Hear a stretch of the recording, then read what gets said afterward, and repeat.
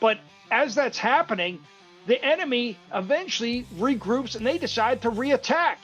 And so Capers pushes the corpsman off and he re-engages. And he re-engages with his rifle until he runs out of ammunition and then pulls out his pistol and starts taking them out. And those who were there, they were saying that he got at least 3 or 4 kills with a pistol. So you know that, you know, this was close contact. This was not some long-range engagement. He was fully engaged, up close and personal.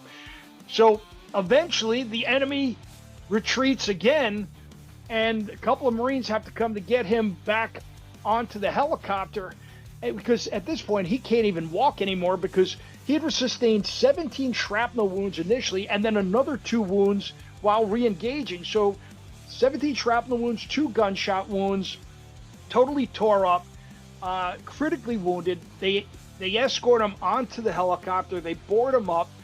But what ends up happening is, as they're trying to take off, the helicopter's overloaded, that it's too heavy. They can't get off the ground. So Capers, again, selfless leader, he goes to jump off the helicopter, and he's willing to sacrifice himself, realizing if he doesn't get out on this medevac bird, he's probably not going to survive. Right. And he knew that.